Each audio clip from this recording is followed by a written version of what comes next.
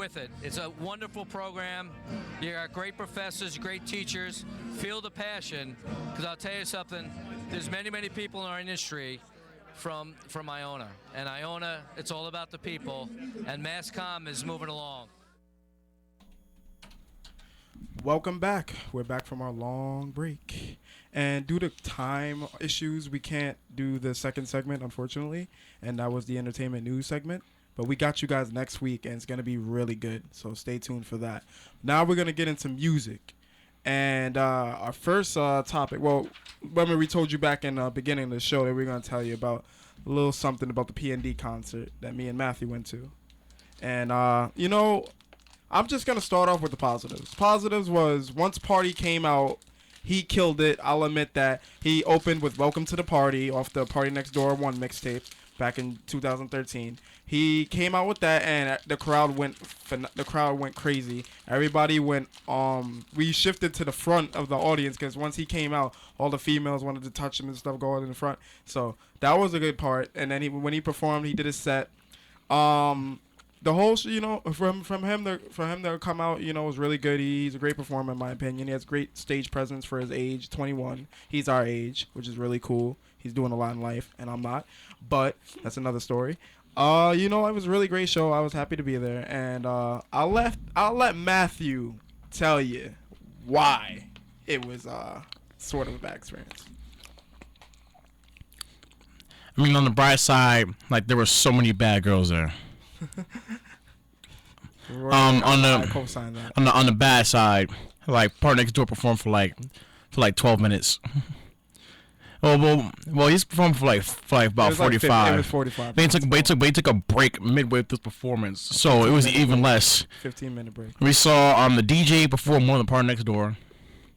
Part Next Door also had one of a really boring rapper go up, and he Amir Obey. I mean, I wish him the best of luck, but I might have tolerated it if he performed earlier, if the show was set up a lot better. But his show was all over the place, and by the time he performed, I was about to knock out. Yeah, the DJ. I was tired. The DJ had like an hour and change set. The DJ performed from 7 to 8:40. I heard Drake's mixtape more than I heard Party. But they had a trump card, and they played "Know Yourself" by Drake off the new mixtape. Six, where my wallet? They played that about. They tried to get us. Times. They tried to get us a lot of times with that. They even played Kanye's new song "All Day." Yes, that's advertisement for you. They played that for us, and that kind of got me a little bit hyped too. But at the end of the day, it's like I was really tired of standing there. Eventually, I got really tired. I was trying to see Part Next Door, man. And I was really trying to see Party. Got that. That's all I was trying to do, see Jerron play. Actually, speaking of Kanye All Day, Kanye's single just dropped, All Day. All Day. Finally, after all year of me being hyped for this song, he finally dropped it. The song was leaked back in August of 2014. It wasn't finished. Then recently, he performed it at the British Awards on February 28th. And it was amazing. And that was amazing. That was an amazing performance. I've never seen anything like it in a while. It was great that he had all British rappers up there. He had Skepta there, up and coming artists. He had Diaflo Sunday. Vic Mensa was there. It was a great treat for the British. I really wish he did at the Grammys, but he had to give them something to consider his flashing week. And he also, in addition to dropping All Day, which is a great song, great outro, great production. In addition to that, he also announced his album title. It's titled "So Help Me God." Now, I thought the album artwork was released, but it turns out that's just for All Day. So what do you think about the title of "So Help Me God"? I mean, it's unique the same way how when I heard about, originally it was Dark Twisted Fantasy, and it became My Beautiful Dark Twisted Fantasy. Actually, people thought it was gonna be Good Job. I knew it wasn't gonna be that, but when it was when he announced Dark Twisted Fantasy, I'm like, okay, this sounds cool. It was like Man Beautiful Dark Twisted Fantasy. I was like, that's a weird album title, but they're not trying to be his best album he ever made. And I feel like this is gonna be like a Maximist album, not even a Maximist album. It's not gonna be entirely Maximist, but it's gonna have to incorporate like different aspects of music all into one album. It's gonna have a lot of different things to offer, like 4 or 5 seconds, which apparently isn't on the official album. It might be on the deluxe version, but only one. Wolves. Like all 4 songs he's released so far has been diverse and amazing. I like the direction he's really going with this. And the title, I think is interesting. So I really look forward to this. I'm really hyped for this album. Like I'm very very hyped for this album. So I need more Kanye in my life. And it could drop any time because he's saying there's gonna be a surprise release. So March 25th. it could probably drop right now. March 25th. I highly doubt it, but You doubt it? I highly doubt March 25th. But Well, that's a rumor date, but anything can happen. I mean, doubt it. I doubt it how many- personally. how I doubt many it rumor dates myself. does Kendrick but- Lamar have? Yeah, exactly. I doubt it myself. But we gonna see. Like we gonna see. I mean, we had the show where we said we didn't think the Drake mixtape would ever drop. Turns out it dropped. I knew that was gonna drop because many people were talking about it, but I didn't think it was gonna be an album. Yeah. So Speaking of Drake, Drake actually broke Billboard record. He's tied with the Beatles for 14 songs consecutively. And a lot of people, the reason why I wanted to talk about this, a lot of people are sort of calling Drake a legend now. Like a lot of articles like Billboard, Fader, they're all calling Drake a legend. A legend? Not a legend, but a legend. They're saying that he's what hip hop is. Now a lot of old hip hop heads and some new hip hop heads are feeling like, it's too soon to be calling this man a legend. That and record sales should not determine whether you're a legend or not. So, that was a great discussion I wanted to bring to the table here.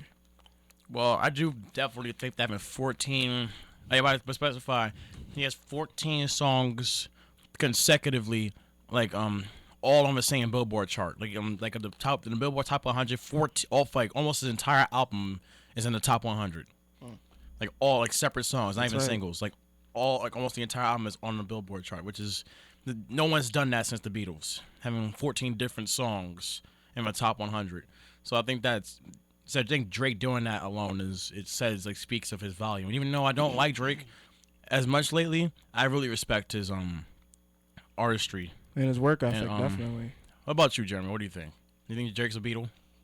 Nah, Drake is not a Beatle. The Beatles are classics. So I think just Drake is trying to modernize hip hop. He's trying to bring it more. He's trying to make it more appealing to this generation, to our generation, as we so call it. Because if you look at Drake from the beginning when he first started, like, man got bars. I'm not gonna lie, man got bars. But now that he's, he reached the top and all that, Now So we're seeing a different side of Drake. We're seeing more. How can I explain it? More of a what he actually feels. What he goes through. In a normal basis of in his entire life. Like in the song "You and the Six." I like the song. It's very beautiful. It's like he's talking to his mother. He hasn't had time to talk to her, but But a lot has been going on and stuff, and like what his mom has been telling him from the teaching him from the get, like it has helped him become who he is right now, as an artist, and I applaud him for that, for actually sharing something like that with us, and I feel like the more music he makes, the more personal it gets, Would you agree with him being a legend? Do you think he's a hip hop legend? You think it's too early to call him that? Yeah, I think it's too early for that. It's best that we just give him like a decade, just see how it goes from there. And so far he's doing pretty well. So I hope he keeps up the good work. But yeah, I think it's too soon to be calling him a legend. I definitely agree with that. No, I'm not even like casting away his accomplishments because he does have great accolades. Yes, he does. A lot of artists don't have that influence that Drake has to push boundaries, and it's just crazy to see that this man, like I was a Degrassi fan. It's crazy to see that this man from Degrassi is like one of the top most profound hip hop artists of our generation. It's really surreal to me. Like the people from our generation kind of grew with Degrassi, and they just known Drake as, Wheelchair Jimmy. that guy from the wheelchair from Degrassi who got who got shot. Yeah. And now, for somebody like him, to rise to fame, in the music industry and to have this much respect is it's a tremendous honor, Yeah, I agree 100%. And another artist that has proved to me and has proved to my fellow colleagues too that he actually can deliver is Big Sean. Now that's our spotlight artist, sort of our new segment, spotlight artist and an album critique. Both categories actually have to do with Big Sean. So in addition to putting him in the spotlight, we're also going to critique his album Dark Sky Paradise, his recent album that dropped last week. Big Sean, to me, Matt actually put me on to one of his first mixtapes, Big Sean. I heard that after hearing Big Sean since Finally Famous, and I'm like, whoa, Big Sean actually had great bars. He had great potential. He was a punchline rapper back in the day. He was a very, very talented punchline rapper. And I feel like he substituted punchlines for flow. But I still respect. I didn't. He really, for somebody who supported him from the very beginning, I was very disappointed in his career after going mainstream. He has put out terrible projects except Detroit. And he's not the same Big Sean that I liked at first, but Dark Sky. So when he announced his new album, I wasn't all that hyped for it, but so I started hearing more material from it, and then when I heard it, I was very surprised. I really liked the album. I feel like he deserves the spotlight, and his album sold 135,577 copies the first opening week, which is really good for Big Sean, and if you include streams, he sold 167K. So he did pretty good numbers. And not to mention he beat out Fan of a Fan charts. First number one album too. And he beat out Fan of a Fan by Chris Brown and Tyga. I mean, yeah, I'm not gonna give my testimony on that album, but hearing this album, from the intro was good to me. You had Blessings, which is a really great song to me, great hit. Also, not to mention the Blessings video came out today, Kanye and Drake. And All Your Fault is definitely one of the gems on the album to me, production-wise. Big Sean actually kills Kanye, in my opinion, on that record. I mean, the thing is, the reason why I won't say, you renegaded him or whatever. Kanye's verse was amazing. And there's not anyone had an underwhelming verse under the other one. Yeah. But the thing is, I only consider it if you body somebody, as if it's your record and somebody bodied you off your record, because you're supposed to have the spotlight and it's your record. Yeah, it's your record. You're supposed. That's why. But but the thing is, normally with Big Sean, it seems like his features sort of take away from his spot. But this album, it didn't happen that way. Big Sean actually held his own, and that was actually really a good highlight. He actually did well. He only had three songs of rap features, and that was Blessings, that was All Your Fault, and that was Deep.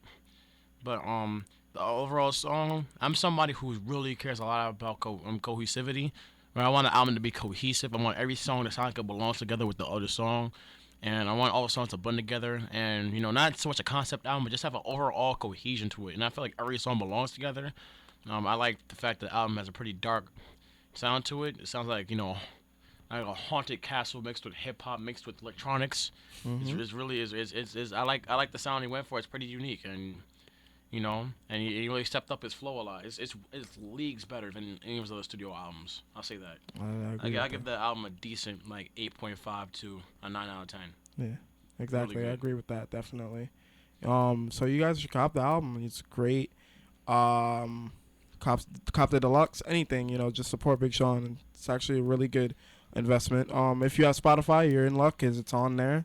Clean or dirty, explicit deluxe, doesn't matter. Check it out. It's definitely worth a listen. I gotta say that. So, any final words? Any final words for the people, ladies and gentlemen? Yeah, guys, real quick, I want to give a shout out to one of the rappers I really follow. His name is D Pride. He's an Asian rapper. He just dropped his album last night called Plan A.